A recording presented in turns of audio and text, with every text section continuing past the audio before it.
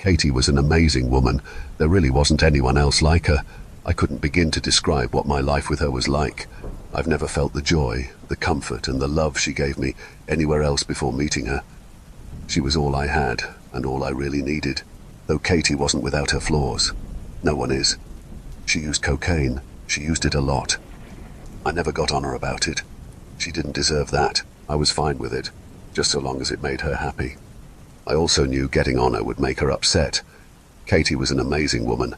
I can't state that enough, but everyone has their rough moments. She wouldn't get upset at me often, but when she did, I hated every second of it. Her vitriol was scathing. It felt like she tore into me each time she'd lash out. The worst of it was when she hit herself. She knew I hated it when she did that. I wanted to stop her. I wanted to grab her arms and make her stop, but each time I tried, she'd fight me off and just hit herself even harder. I don't want to go on about her flaws. She doesn't deserve that. I tell you all this to give you an understanding of the state of our relationship at that time.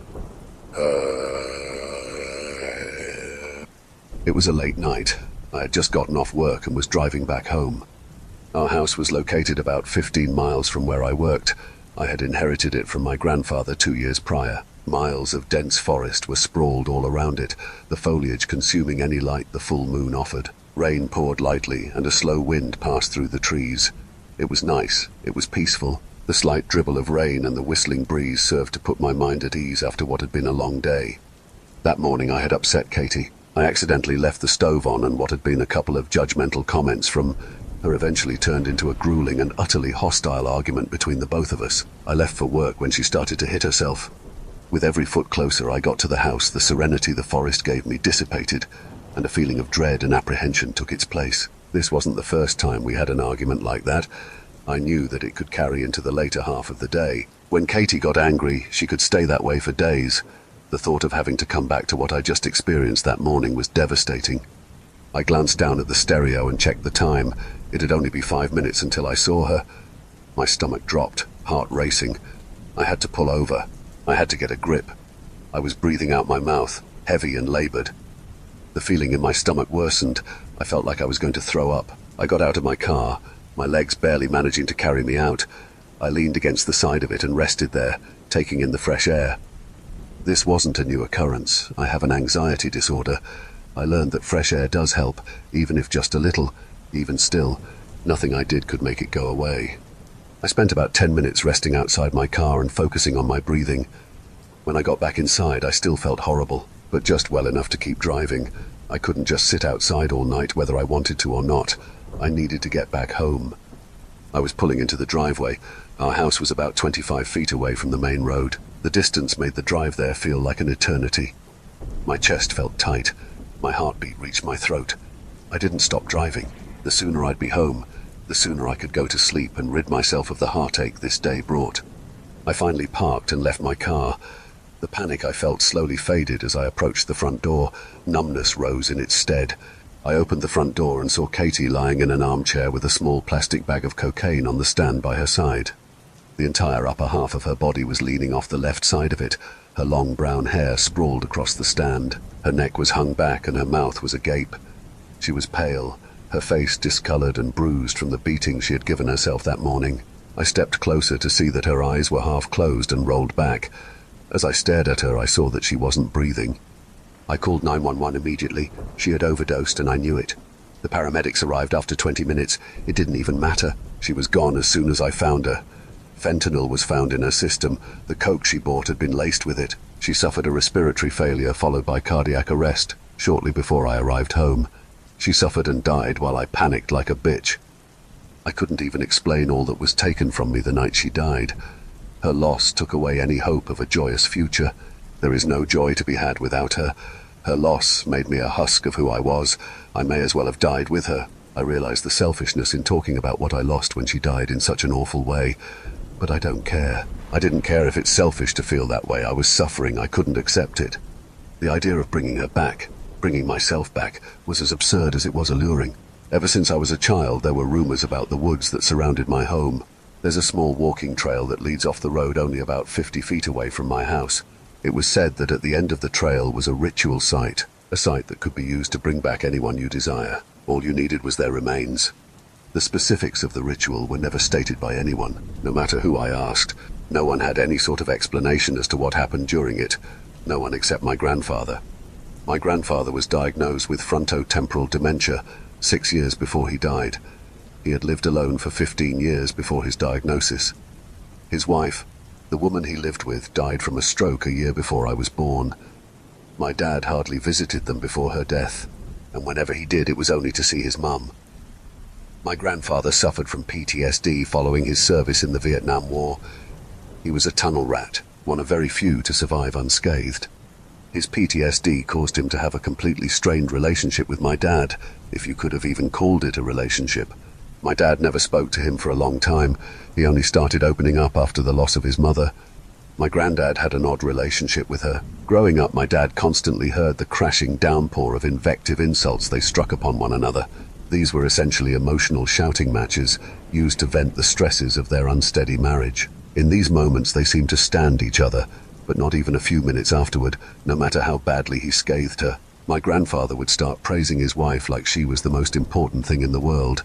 They'd always end up making amends. The two of them had lived isolated from the outside world for nearly a decade. They only had each other. My dad knew that her death had to have devastated him. Despite the detachment my dad felt towards him, he didn't feel that Granddad deserved to suffer alone. It wasn't a quick process. My dad still didn't show up to visit too often. I was only taken twice to see my granddad before his diagnosis. Even still, it showed that he and my dad were slowly starting to reconcile. As I got older, my dad told me that he would have never taken me to see him if it had been before his mum died. Each time I visited my granddad, sternly told me not to venture to the woods around the trail near his house. His stern warning kept me away from the area until I owned the property. I headed through the trees and brush, only to find a small dirt mound about 40 feet from the walking path. I didn't make much of this until recently. I visited my granddad more often after he was diagnosed. He grew kinder and more caring after his diagnosis, treating me and my father with a surprising amount of appreciation.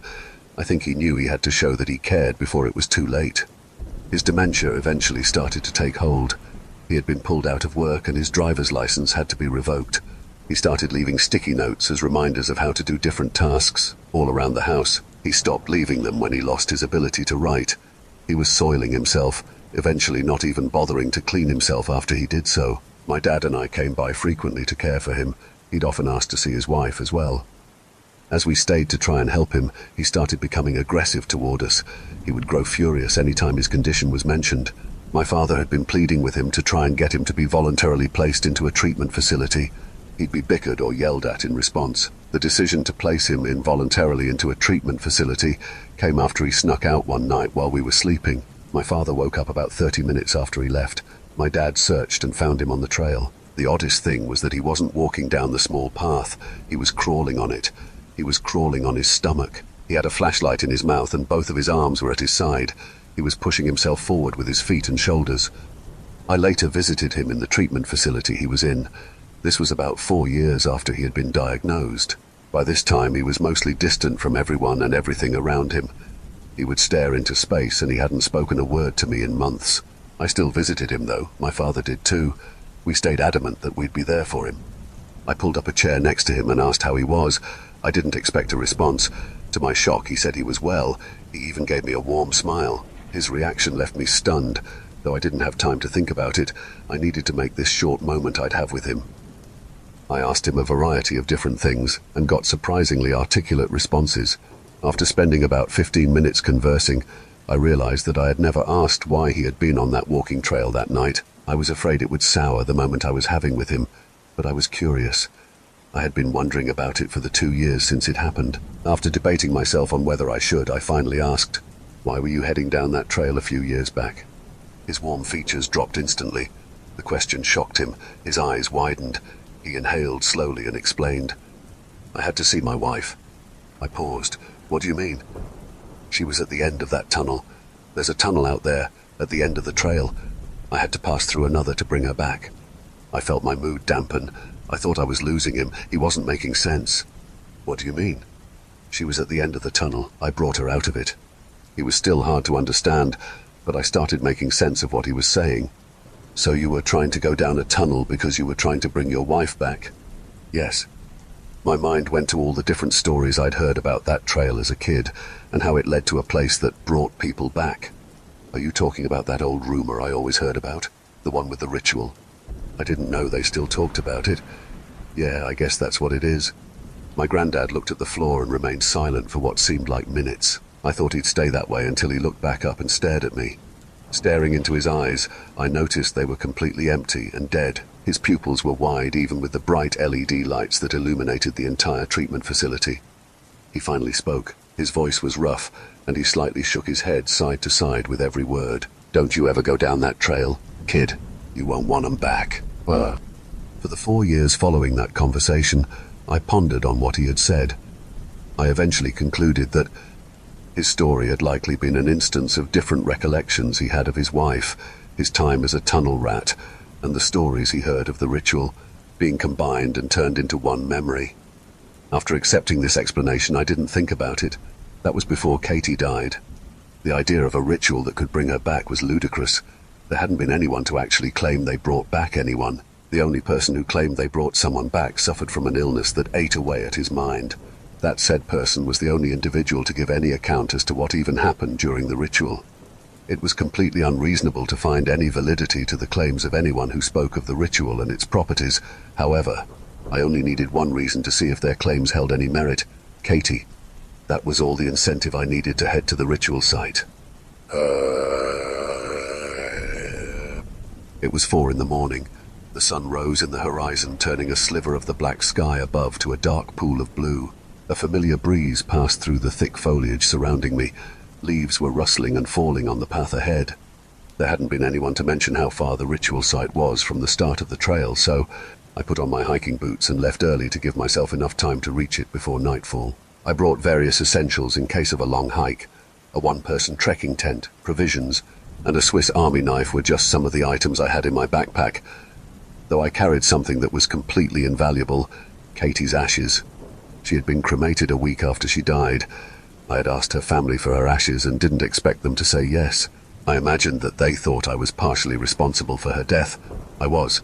To my shock, they didn't seem to mind me asking. They gave them to me without hesitating. It was like they didn't care. The forest was barely visible. I had to use a flashlight to illuminate the path ahead. As I walked the trail, the foliage lessened, making it easier to see through the trees.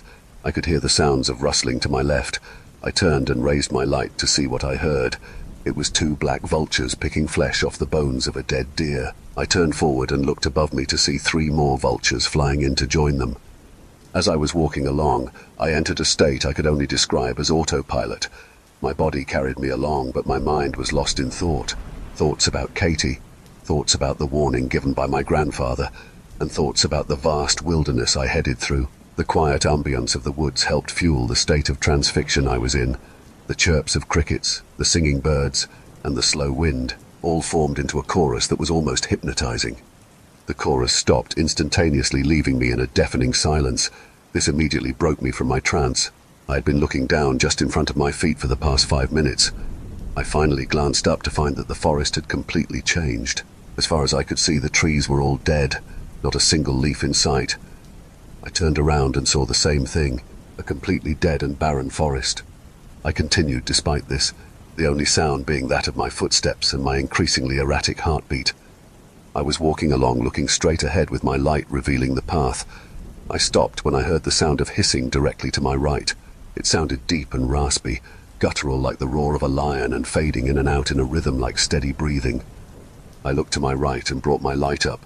It was a black vulture atop the branch of a tree. It was facing me with its head lowered, staring down at me. Its beak was open slightly, and its body remained almost completely still. The only movements it made were violent shakes every time it hissed at me. It was furious. I didn't even have time to process what I was seeing before I heard more hissing further to my right. Another vulture met my gaze.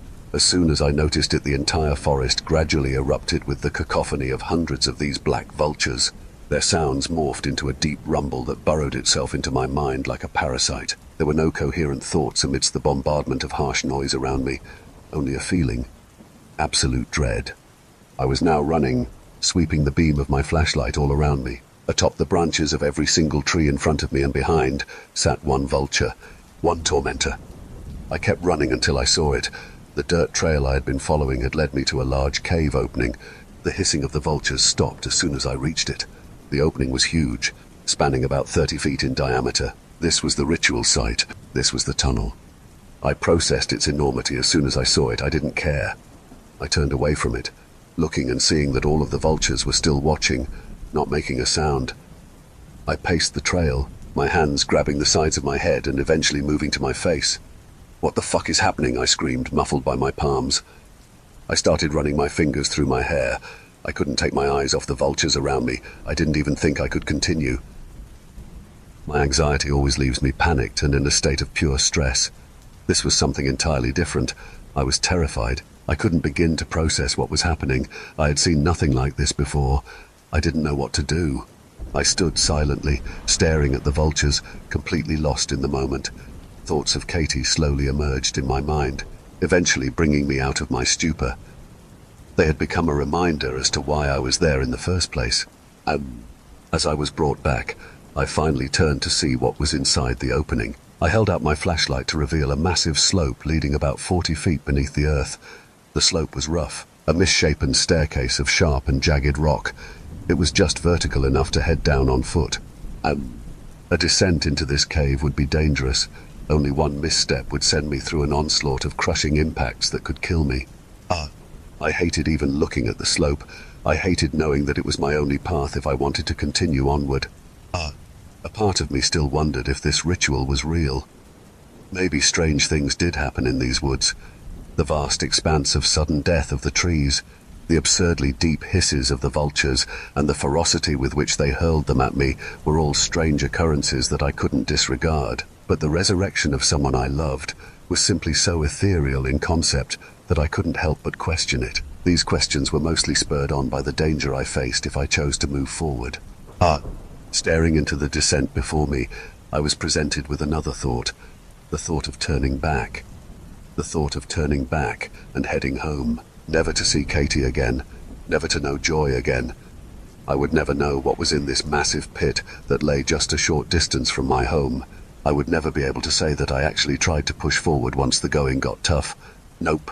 Instead, I'd be left as someone who failed all they loved, not just once, but twice. All because I was too much of a fucking pussy to be there for her. With that realization, the decision had been pretty much made for me. I was going to descend. I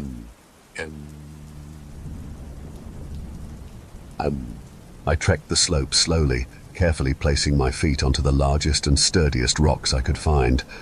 It was completely pitch black. I was using the flashlight to reveal what was below. Each step I took let loose a cluster of stones that had tumble and crash against the floor, a reminder of the cruel fate that could await me. I gazed up from where I stood and shined my light on the great cavern in front of me. It was like an entire world beneath the one I knew. I had no time to ponder it. I had to keep pushing. I was now almost 5 feet away from completely descending the slope and standing on flat terrain. I gently placed my right foot onto the nearest rock when suddenly a thunderous whoosh roared behind me. I turned to my left, facing the direction of the noise growing louder each second. As I looked, I saw the vivid outline of beak and feathers heading straight towards me. Before I could react, the bird flew into me. I fell, toppling onto the flat ground laid on my side. I rolled onto my stomach, surprisingly unfazed by the collision. I looked up to see hundreds of vultures just a few feet above me. There were so many of them that it was like one mass of shuffling feathers. Their combined sounds of flight formed an ear-splitting stampede. As I saw the last of them fly by, I slowly rose to my feet. I brought up my flashlight and found nothing but an empty cave. They hadn't left so much as a feather. Their stampede ended, and the cave was mute once more. My heart was thudding, quaking my whole body.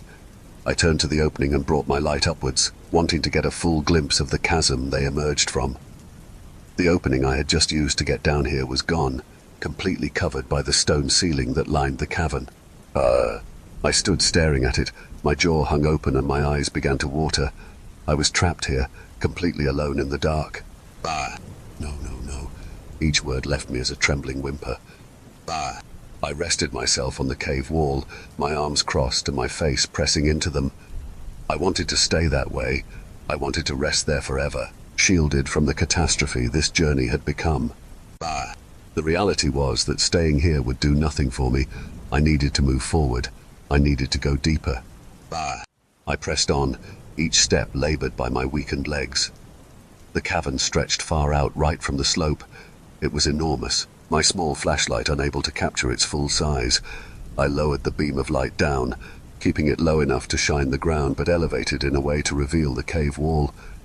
I stuck along the wall of the cave, not passing through the middle of the cavern to avoid getting lost in the darkness that encased it. Bah! As I went, my grandfather's warning came to mind. I pondered why he had been crawling when this cave was so vast, and most importantly why I never met my grandmother if he brought her back. Along with the thoughts of my grandfather came something much more pressing. What am I even heading into? As suddenly as that thought came, I stepped on something and it shattered, echoing through the silence. I looked down to see what it was, a white and brown egg. Bah! The faint sound of footsteps came to my right. I turned my flashlight. A vulture was walking towards me, its eyes locked onto me. As my light revealed it, I noticed that behind it lay another egg, pressed against the cave wall and about 6 feet across the one I stepped on. The egg was accompanied by 2 more vultures. One sat on top of it, and the other sat near it. I realized that the cave must have narrowed while I was looking ahead. I didn't rest on this thought as I saw the other 2 vultures stand, eyes focused on me. I started jogging down the center of the cave. I scanned both my sides and saw eggs lined up perfectly from one another like office cubicles, 2 staring parents resting near each one. I heard multiple birds moving behind me. As I jogged, I looked behind me. Every vulture I passed was following me, some moving in to join them.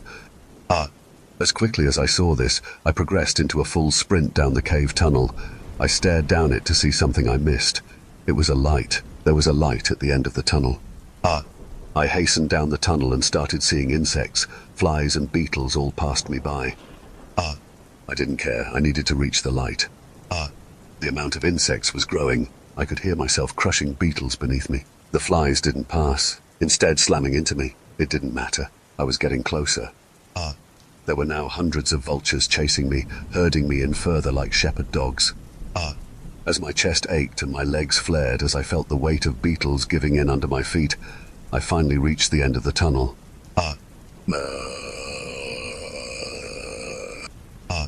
The stench.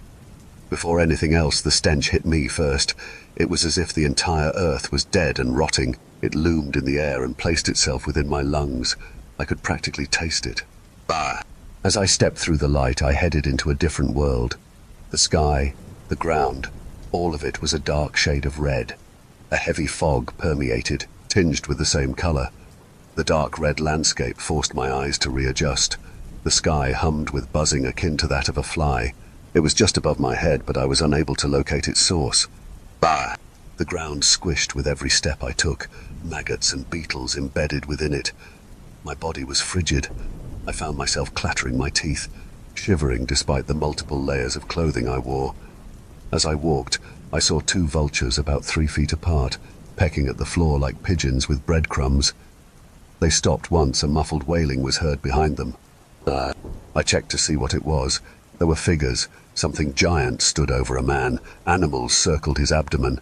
I stepped closer and inspected the scene fully. A giant vulture held the man's head in its beak. He screamed, but the beak trapped the sound. The man was half laid, the vulture holding him upright. The man's skin was melded purple, grey and blue, riddled with various pockets of exposed flesh that crawled with maggots. A large cavity opened from his stomach, and his intestines were hanging out. A horde of flies pooled around them. A few feet away stood 4 vultures, 2 on each side, slowly pulling out his exposed entrails like they were playing a game of tug-war. The man thrashed, kicking and swinging his arms, but the vultures gave him no mind. Bah! As I heard this, more screams bellowed from out of the fog. I stepped towards them and saw that the man wasn't alone. I looked to find 2 more figures lying on the ground, both suffering at the hands of the vultures. There was a woman. She was chalk-white pale and being held down by another giant vulture. It was stepping on her, using its right foot to keep her in place as another vulture of normal size dug into her left eye. It had its beak lodged deep into the socket. It scraped it around inside as blood trickled. The woman shrieked in pure agony. Her screams were so strained, so painful, I had to cover my ears.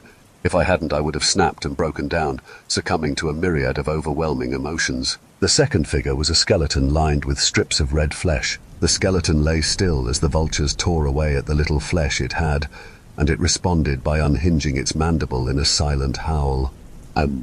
Watching these victims, one thing caught my eye. All but the skeleton were wearing hiking boots and backpacks. Bah! As this came to mind, a giant maggot nearly my size burst from the ground and started squirming towards the screaming victims. I felt weak, taking in long, raspy gasps of air, but I didn't hesitate. I ran as fast as I could the way I came, slowed by the wretched feeling in my stomach. As I ran, my aching stomach churned, reducing me to a light jog. It was becoming unbearable. I had to stop. I bent over with my hands on my knees. I vomited. It hit the floor, landing on the insects beneath me. As I let out the contents of my stomach, I noticed my hands. They were pale, just as pale as the woman I had seen moments ago. I heard 2 large footsteps rumble through the ground under me. I rose and looked up. A massive vulture stood over me with its head hung low. It was over twice my height, with a wide frame that made me feel microscopic, its eyes 2 massive bulbs of darkness that stared right through me. I started backing up slowly, and it started moving closer, matching my pace. As I backed up, I remembered the knife I had in my backpack. It was my only option. My ability to run was shot as my breathing worsened. I just needed to halt it in any way I could. I felt my way behind me, unzipping my backpack and eventually grabbing the knife. I raised it above my shoulder and plunged into the vulture's stomach with both hands on the grip. It stopped, and stupidly, without realizing, I did the same. A small stream of blood seeped from the wound. It never took its gaze off me. It pierced the air with a long hiss, its voice like no living creature on this planet. I can only describe it as a death rattle of thunder. The sound nearly blew out my eardrums. As it hissed, it shook viciously and started to march towards me. I didn't even run. I just stared at it, barely moving back. Stop! Stop it! Get away! I was hardly audible, using whatever voice I could muster for weak pleas of mercy. It could have easily struck me down.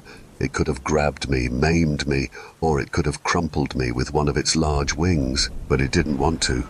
It wanted to scare me. It was playing with my dread.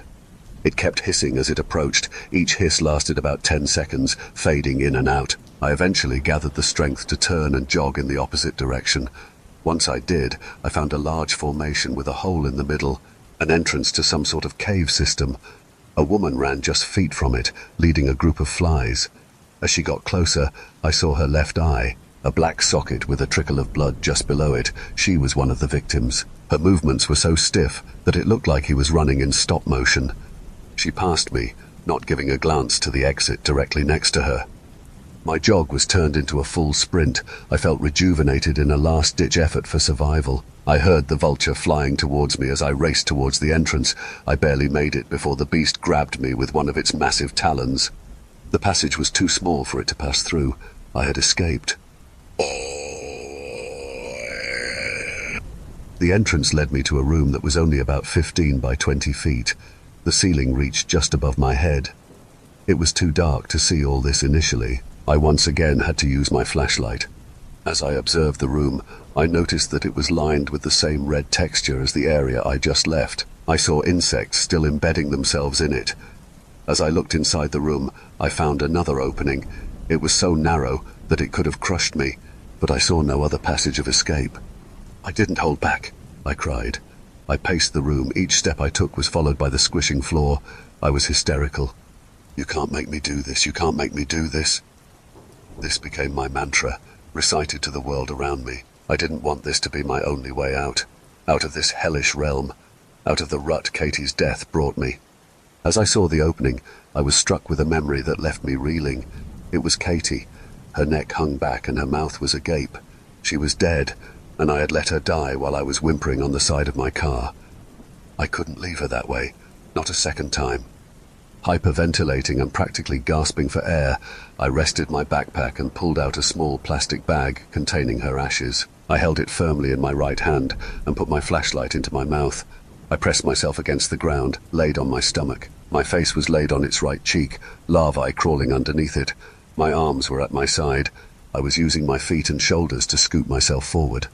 I scooted myself into the opening, using the fingers on my left hand to slightly boost myself as I pulled myself forward. I stopped doing this once I felt the squirming bugs slither onto them. The tunnel I pressed against was moist and fleshy. Its smell was repugnant. I felt the life being squeezed out of me. There wasn't so much as an inch of free space above me. As I passed through, the tunnel started rumbling, growing tighter as it did so.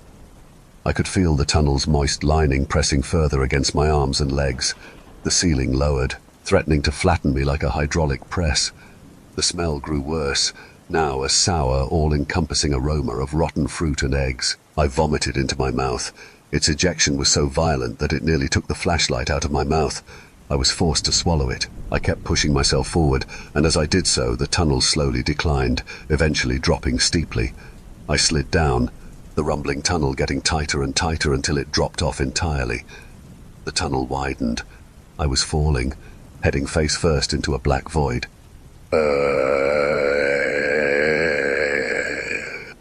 I hit the ground hard, landing on the top of my head. Harsh light burned into my eyes. The pain in my skull was dull and searing.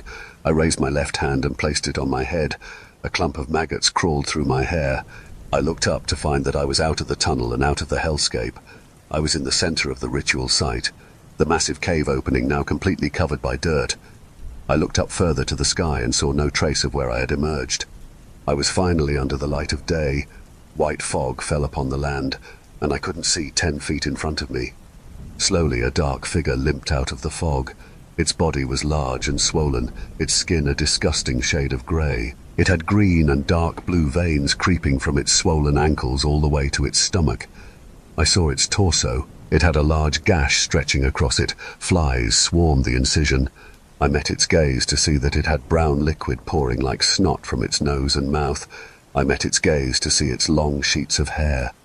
It was everything I refused to accept, everything that ate away my heart. It was everything I had journeyed for. It was death. It was Katie.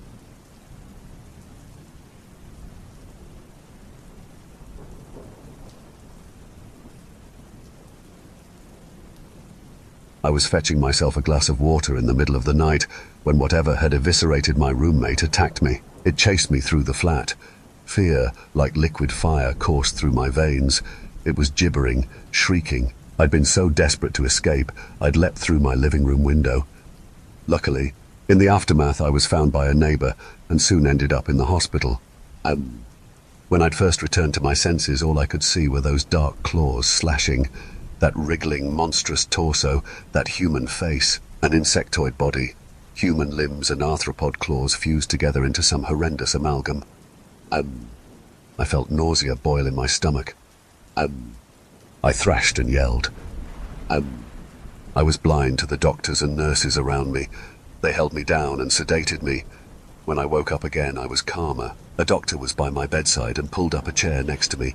He looked like he was in his 50s, and his hair was black and speckled with grey. "Good afternoon, Mr. Anthony Winthorne. My name is Dr. Joshua Stern." He paused. He seemed to be in the middle of picking the correct words. "Well, there's no easy way to say this, so I'll just say it. Sometime last night, you and your roommate," he glanced down at his clipboard, "Benjamin Harper, were attacked by some kind of wild animal. What species is, of course, not yet known. Unfortunately, Ben did not survive. At least that's what I heard from the cops before they left. You were unconscious until earlier this afternoon. You were very lucky you didn't break any bones. We gave you the standard shots and course of antibiotics. Your wounds have been washed and stitched. We're going to keep you overnight just to make sure everything's in order." He then suddenly added, "You understand?" Then he eyed me for a long moment. "How are you feeling?" I stared back at him hotly, my gaze betraying my annoyance. "Well, I feel just fucking great, don't I? Don't I look great? What do you think?" My voice was croaky, but it echoed through the room. Dr. Stern looked back at me. "No need to be snippy. I just want to gauge the extent of your injuries. You've suffered a major trauma, not just physically, but mentally." His gaze softened. Suddenly, I broke eye contact with him. The memory of seeing Ben's corpse flashed through my brain. The blood, the viscera. I couldn't even tell what parts of him were left over. He'd been skinned and eaten mostly to the bone. Then that thing, It had come out of the shadows of his room, leapt at me. My breathing quickened. I felt my limbs shake from terror. I winced in pain. I was covered in bruises and scratches, and moving even slightly caused me great discomfort. Dr. Stern continued to eye me. "We have therapists you could chat with before you leave. I'd highly recommend it, actually. It will help you to heal faster psychologically." I looked back up at him, my annoyance gone. All I could feel was terror and sadness. Ben had not been my favorite person, but he'd not deserved to die like that. "Maybe I will, but not right now. I think I should just rest. Could you give me something to help me sleep?" Dr. Stern agreed and left me the details of a local therapist he recommended. Before he left my room, he turned to tell me, "And the cops want to interview you tomorrow morning. Just so you know. It's just to get your side of things." Then he smiled. I couldn't help but smile back. His was so genuine. "Okay, well, I'm off home to the missus. Take that pill there if you need help sleeping. Hope you feel better." Then he was gone. I was alone in my room for the first time since I had awoken. My brain was still groggy from all the sedatives, and I finally got a good look at my room. It was relatively nice for what must have been a public hospital. I had an ensuite bathroom, but the room was small, and the door to my room was within arm's reach of my bed. I turned my head and tried to sit up slightly. I yelled in pain as my stitches pulled in my side. "Ah!" I grunted. I then realized they'd tied some kind of gauze and brace around my stomach. I guess it was meant to hold me together or stop me from messing with my stitches. I rolled onto my side with great effort, and with many more grunts of pain managed to get to my feet. I hobbled over to the bathroom and peed. I tried for a number 2, but it was a no-go. Too painful. Oh well. I limped slowly back to my bed and slumped back down. I felt like I'd been sliced all over my stomach and chest. As I lay in bed, I realized that's probably exactly what happened. I drank a bunch of water and nibbled on some cheese biscuits they'd left me for my tea. Then I took my blue sleeping pill and got myself as comfy as one could get in those scratchy hospital linens. As I lay in the dark of my room, I felt an anxious sweat bead my forehead as I played the events of the last 24 hours over and over in my brain. I had awoken in the early hours of that fateful morning. It had been a Sunday. I felt that horrendous sticky heat one gets from drinking way too much alcohol. I had hot coals in my throat from all the shots and cigarettes I'd chocked down the previous night. Ben and I had gone out with some friends. It had been pretty wild. I don't remember how I got home. All I remember is waking up with an unendurable thirst. With eyes half open, I groped and shambled my way through our dark flat to the kitchen. I noticed something was wrong when my bare foot stepped on something cold and slimy. I heard a loud squelch. "What the hell is that?" I mumbled. I groped for the lights but couldn't find them. I was still too asleep and half drunk, so I did not understand what was happening. I pulled out my phone and turned on the flashlight. There on the floor, just beneath the fridge, was some kind of goo. It was translucent but had a slight blue tint. It smelled sweet like honey, but not quite. My forehead was a knot of confusion. Then I noticed the fridge was slightly ajar. It was an old fridge, one of those models with rounded edges from the 1950s that just never stops running. It was dark blue with a silver outline. I saw traces of the same goo on the sides of the fridge door as I pulled it open. When I saw what was on the other side, I simply gaped. My mouth hung open in disbelief. My eyes stared unblinking. Within the fridge, well, there was no fridge. The inside of the fridge was completely gone. No light, no half-rotten veggies, no leftover Chinese food. No. In place of all these things was a worn stone staircase, cut from a shiny black stone. I believe it resembled obsidian. The maw of the doorway yawned as cold as the Arctic. I felt an icy wind blow softly from within the doorway. Small icicles had formed on the circular roof, which sat above the darkened staircase. I gaped still and slowly studied the impossible staircase. The light of my phone cast long shadows. The stairs were coated with a thin film of that same slime and seemed to go on forever down and deeper until darkness swallowed them up below. "No fucking way. Nope, not today," I said stupidly and slammed the fridge door shut. My heart was beating hard. I felt confused and sick. I spun around when suddenly I heard something scuttle in the corridor. I then noticed, using my phone's flashlight, that a line of that goo ran from the fridge all the way through the kitchen into Ben's room. I saw through the kitchen doorway that his bedroom door was open. I should have just run at that moment. I should have run and never looked back. But I looked through the doorway. Transfixed, I stumbled forward. In the blue glow of the moon, I saw Ben lying on his bed, spread eagle. But when I looked closer, I saw that it was not him. It was what was left of him.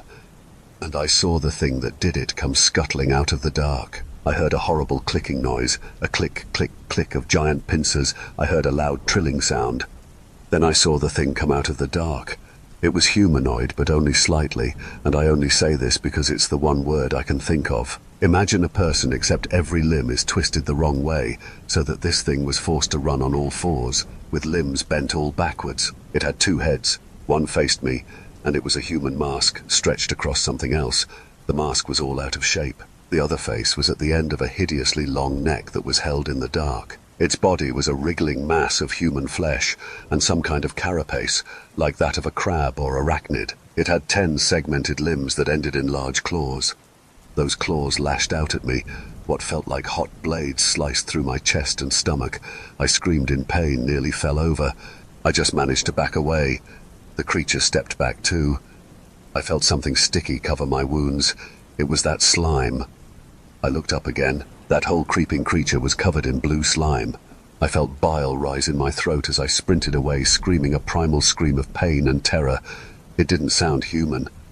The thing chased me. It came scuttling on its arthropod legs, slashing at me, clipping my ankles once or twice. My panting and its trilling filled the darkened flat. I wondered if perhaps a neighbor had heard the noise. Could the police be coming?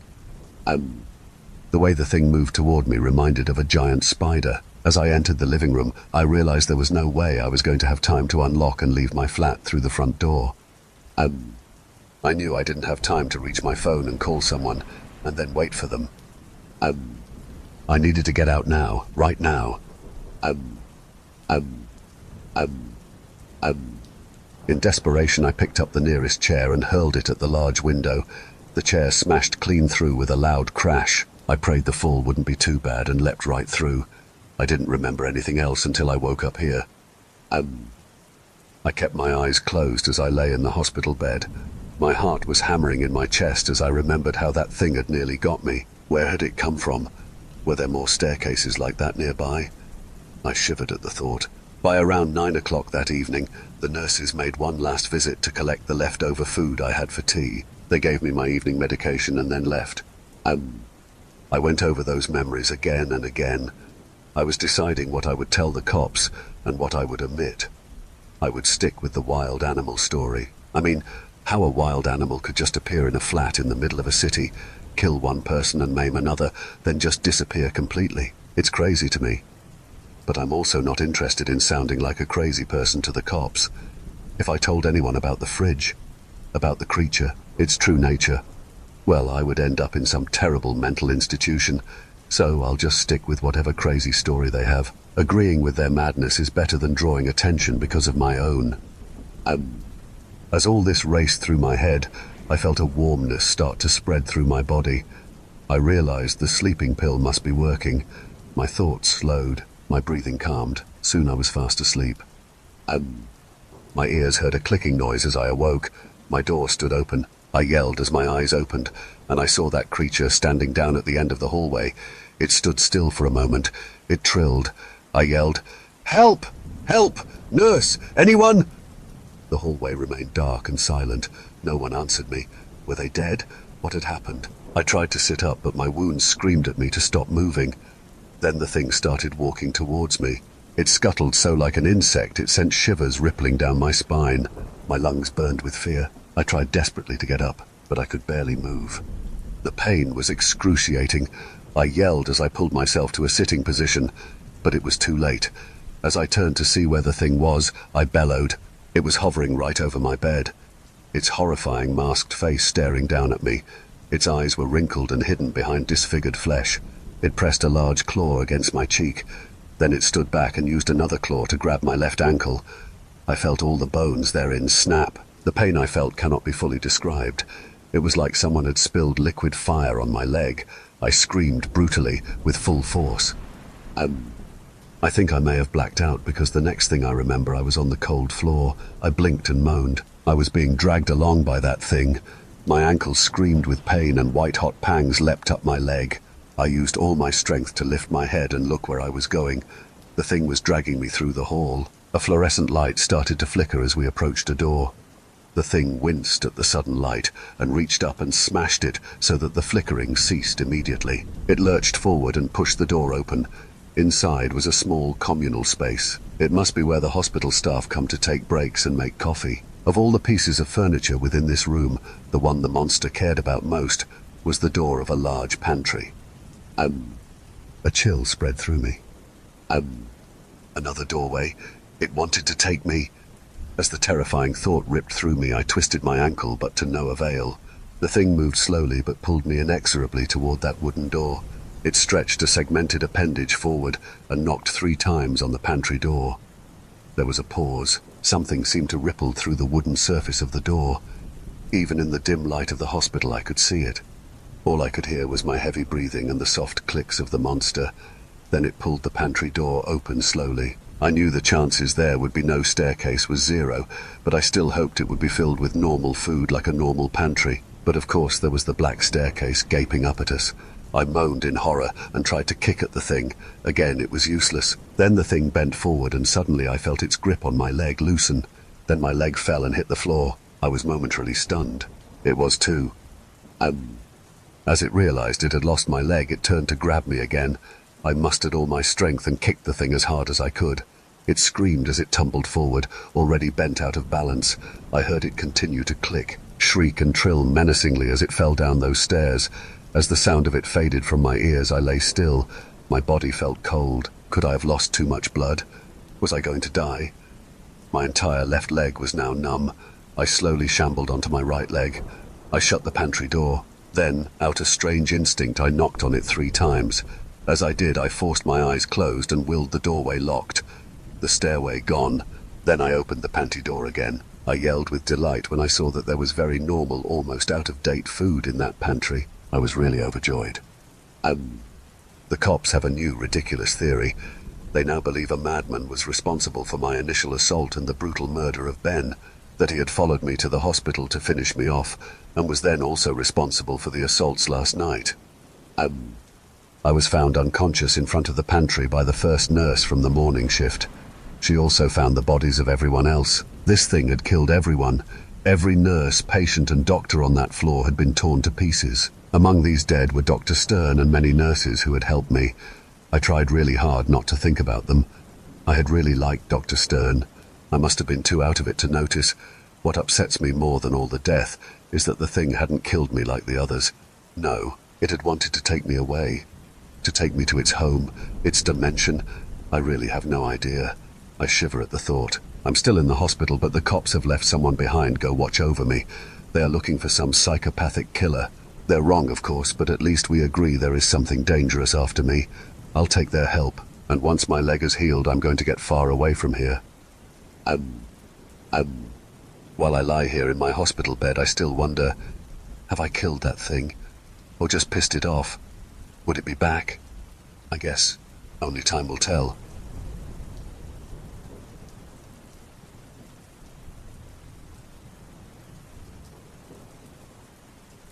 I decided on a whim to join my local run club. A flyer on a lamppost in my neighborhood gave me the idea. A ragged thing nestled among the missing person posters, boasting that all paces were welcome, even absolute beginners. An optional gathering at a bar afterwards. It wasn't the kind of thing I'd normally be interested in. You see, I've been running for 2 decades now, placed among the first at a handful of smaller races. I'm fast, very fast, and that sort of training is usually a solitary endeavor. I arrived early, where a handful of people were gathered in a small plaza by the river. The run club's members chatted amongst themselves, old friends. I tried to look for any other person who was standing awkwardly to the side like I was, but there were none, even as more people arrived. I stuck out like a sore thumb, dressed in performance leggings and reflective gear, while everyone else practically wore flat-soled sneakers. I received glances from some of them, looking me up and down, hungrily devouring my embarrassment. Eventually, a man took pity on me. He was dressed just like I was, another person who actually took the lifestyle seriously. And honestly, he didn't look half bad. That's hard to pull off in a day-glow orange compression tank top. He introduced himself as James, the leader and organizer of the club. We chatted for a few minutes about races we've competed in, our pace time, and which shoes we favored. He told me he started the club after the random disappearances began happening in the area around last year. Turns out, people feel a lot safer running in a group rather than alone on the street. He'd gotten to make a lot of friends and explore the neighborhood, and he leaned in with a wink. He had gotten to meet some very interesting people. He turned around, just in time to miss me blush, to announce the warm-up stretches to the group. I was already planning our first date in my head as we worked through knee raises and quad extensions. And then it was time to run. We had gone over the route briefly, but I missed most of it. I had better things to think about anyway. Like Dayglow James, I figured I'd just follow the crowd. That turned out to be quite difficult. After the first 2 blocks of running, I realized I was a block ahead of everyone else, even James. Hard to follow those who are behind you. I doubled back and slowed to a crawl to keep pace with the group. Runs taken at a slower pace were also important for training, I reminded myself. Plus, I'd be able to keep my breath steady enough to have a conversation with James. He had announced he would be staying towards the back of the group to make sure no one got left behind. At first, we took a route I was familiar with, a few minutes along the waterfront before turning in to run in the neighborhood. We passed a deli, the post office, a convenience store. We made a left down an unfamiliar street, one I hadn't seen before, despite living in the neighborhood for over 5 years. There was a dilapidated church on each corner, towering and decrepit and covered in vines, and the sidewalks had seen better days. "I don't think I've been this way before," I said to James. He nodded. "Not surprising," he said between breaths. "It's not exactly pretty here. I run this way because the streets are totally empty. Don't want to crowd a busy sidewalk." He was beautiful, his dark hair catching the subsiding light in just the right way. As we passed between the churches, I imagined my own church wedding with him. We were now passing warehouse after abandoned warehouse. The sun hung low in the sky, casting long shadows. I was beginning to see my exhalation in the air, and I zipped up my vest preemptively, bracing for the cold. No one was chatting anymore but James and I, all of them too out of breath. All that was audible was the thump of our shoes hitting the pavement. No cars, no other pedestrians. Our numbers sounded light. I looked around at the group. "James," I said, "I think we lost a few people." "Yeah, probably. Sometimes the newcomers give up part-way through the run and turn back. Sometimes their pace is just too slow, and they have to find the way on their own. You know how it is." "Oh," I said, "I thought you stayed at the back of the group so everyone could keep up." He smiled. "You know how it is," he said again. Down the block, 2 large buildings on either side of the street grew larger as we approached them. The 2 old churches. But it was impossible. We hadn't once turned since we started running in the industrial area. There was no way we could have been approaching them from the same way we initially had. Perhaps I was distracted. I accepted it and kept moving past the graffitied warehouses. "I live around here, you know," said James. "Yeah, in a warehouse." "You could call it converted. You could call it illegal," he said, smiling. "Sounds like I couldn't call it cozy," I replied. He laughed. "No, you certainly couldn't. You know what the worst part of it is? It's really annoying to get food. No delivery options. Not any that suit our dietary restrictions. You train too, you must understand my pain." I smiled. "I know how it is." We fell silent and kept running.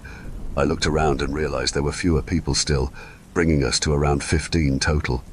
"Maybe we should slow down. People seem to have trouble keeping up," I said. He shook his head. I understood. We could not possibly be going any slower.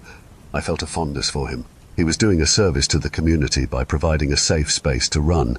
If people couldn't actually run, that wasn't his fault. And yet, slowly, we approached something looming in the distance. The 2 churches. Again. Come to think of it, we had been going for at least 2 miles. If we really had been running in a straight line, we should by now have hit the highway underpass, about a mile inland from the river we came from.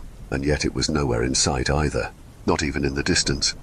"We passed these before," I said, as we ran between the crumbling churches. "A lot of them in the area, I guess," he said. But something in the way he spoke gave me pause. His tone was no longer conversational.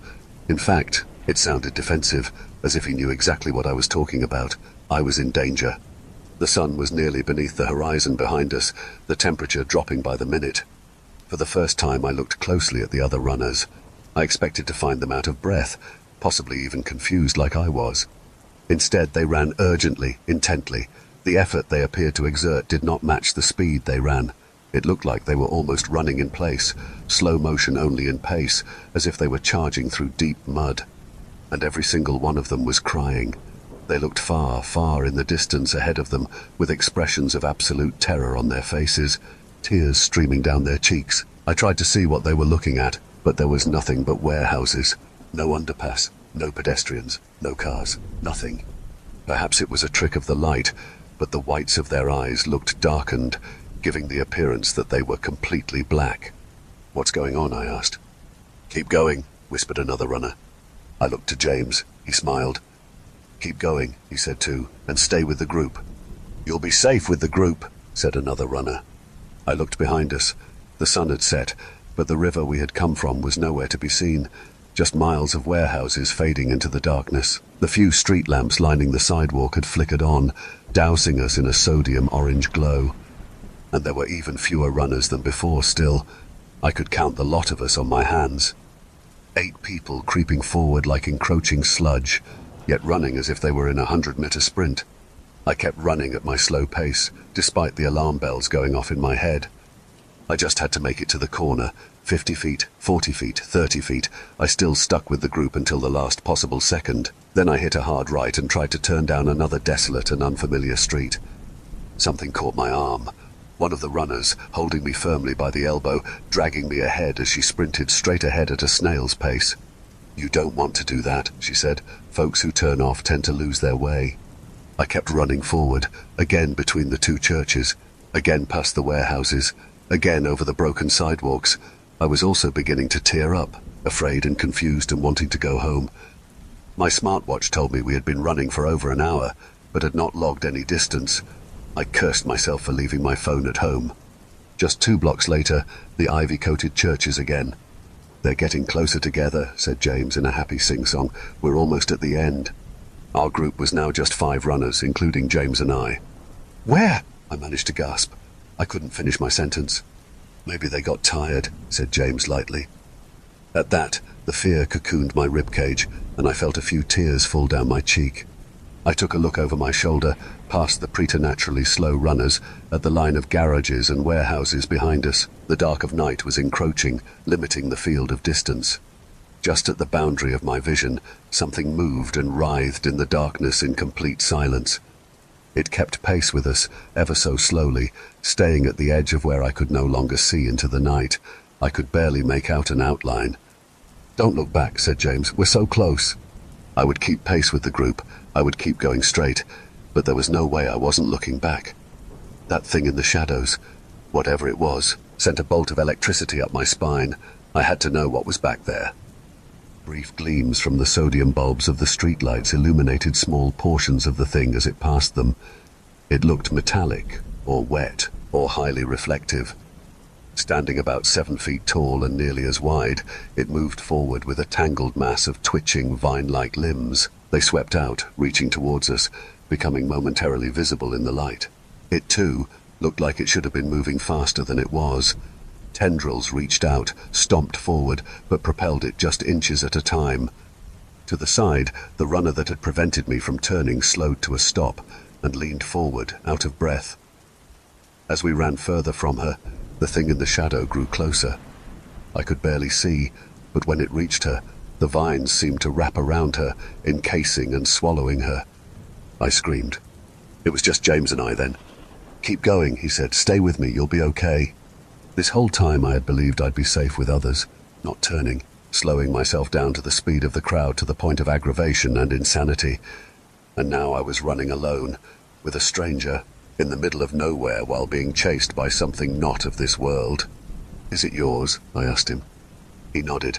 "I'm sorry," he said. "You do seem lovely." I acted against my better judgment by coming to the club in the first place, and I was doing it again now by listening to James, running at a crawl. I looked back once more at what was behind me. It was drawing closer now, no doubt about it. yet it was still barely visible, the darkness creeping closer and concealing it. Soon we'd be encased in shadow, and it would reach me.